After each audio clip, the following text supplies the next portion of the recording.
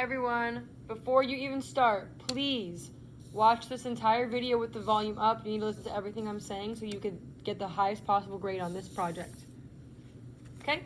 In my hand right here, I have the project that you guys will be doing over break. It's an individual project. You will be working with yourself, no one else. So each individual person must have their own booklet.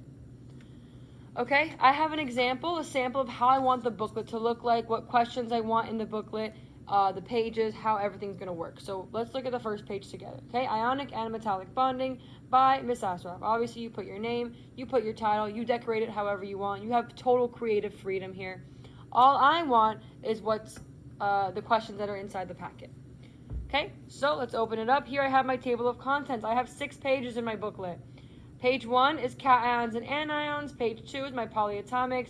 Page 3 is the ionic compounds, but the background information. While page 4 is also ionic compounds, however, it's focused on naming. Page 5 is ionic bonding, and page 6 is metallic bonding. Okay, so let's flip.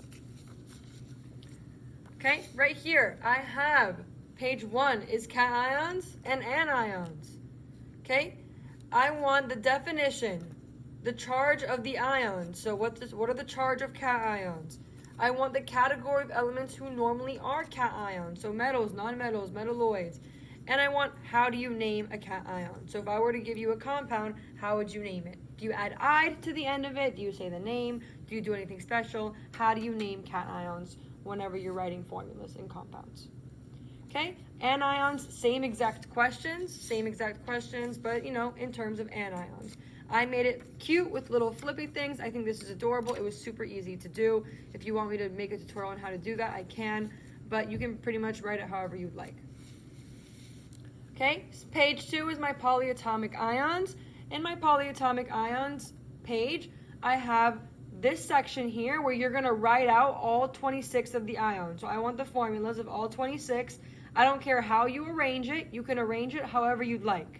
As long as the information is on this page or on any of the pages, that's fine. You can arrange it and organize it however you'd like. Okay, so for the formula, I'd write all my polyatomic formulas here, and then I write all the names here. Okay, at the bottom it says my top 3 favorite polyatomic ions are blank, blank, and blank. So hydroxide, ammonium, and chlorite. Then I'm going to make an example of a compound that contains hydroxide, ammonium, and chlorite. So this one is going to have a compound with hydroxide, this one's going to be a compound with ammonium, this one's going to be a compound with chlorite. Okay, so these 3 examples, it's one compound for each one of my favorite ions. Okay, and this is page 1 and 2. Next, page 3 and 4 focuses on ionic compounds. Okay, so this is the background information. So what is an ionic compound? What's the definition of it? Okay, what makes up an ionic compound? So break down the first piece of the compound versus the second piece, right? We know that ionic compounds are made up of ions. So what are those ions called? How is it formatted? Break down what makes up an ionic compound and give me an example. Okay? Explain to me how an ionic compound is written. So how do you identify the charges? How do you know what the order of the elements are written, or how the order of the elements are written in the compound? How do you cross charges? So explain to me how you do that. And if you want to, draw it out and give examples, you can. And then what are some properties of ionic compounds? That is on the PowerPoint. You can also look that up on Google. This side has ionic compounds, but naming. So what is the stock system, and what are the exceptions to the stock system? Which transition metals don't use the stock system? That's what I'm asking. What is the common system? That's the ferrous, ferric, cupric, cuprous. That's the common system. How do you find the charge of the elements who are not transition metals? How do you find them if they are transition metals, or how do you list them, right? So I want to know, okay, how do you find them if they're not transition metals? And then if they are a transition metal, how would you identify the charge? What do you need? Okay, here I want you to name the following compounds. So name these 5 compounds. Here are the formulas. I want the name. Here, I want you to give me the formulas of these 5. So I give you the name here. I want the formula. I gave you the formula. I want the name. Okay, last pages. We have page 5 and 6. So page 5 is ionic bonding. What is an ionic bond? Give me a definition of an ionic bond. How is the bond held together? How is the bond held together? That's in the PowerPoint. Fill in the blank. An ionic bond consists of a blank of electrons. You should know that. Draw the Bohr's model of an ionic compound that participates in a transfer of electrons. So I want you to draw this out and show me the electron being transferred from the cation to the anion, right? From the metal to the non-metal. I want to see that electron transfer. I used sodium and chlorine. You cannot use this example. If you use this example, points are going to get taken off. You can use any other example. Okay, metallic bonding. So what is the metallic bond, and describe how it occurs? All of this is in the PowerPoint. What are delocalized electrons? What are metals composed of? So that's also found in the PowerPoint.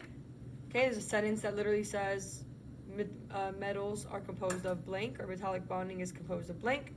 Okay, name at least 5 properties of metals. So we've already gone through this a million times. It's in the PowerPoint. And over here, just a last question. What are alloys, and give me an example. Okay, and then on the back, I was going to make you like draw, a picture of what you're doing over winter break, just to make it fun. Okay, so draw your best picture of you over winter break, and what did you do? So if you went to the beach, draw yourself at the beach. If you're laying in bed, draw yourself laying in bed. If you went to the mall, draw yourself at the mall. If you want some extra points, I would suggest, do a cute little drawing, and if it's good, I'll give you some points. If you put some effort, I'll give you some points. Okay, this I tried. Ignore it. This is my rough draft. This is my final draft. Okay, so then at the end, you should have a nice booklet with all this information, and there you go. So how I made this booklet was I took 2 sheets of paper, okay, and I folded those 2 sheets of paper in half like this. Okay, I put those together, I squashed it, and I stapled. Okay, and then there's my booklet. I'm not going to do it with these because I need these. Okay, so that's how I made the booklet here. So this is going to be your winter break project. Again, that's, here's the first page, first and second, third and fourth, fifth and sixth, and then on the back you can do the drawing of yourself over winter break if you want some extra points. Okay, if you have any questions on the project, please let me know.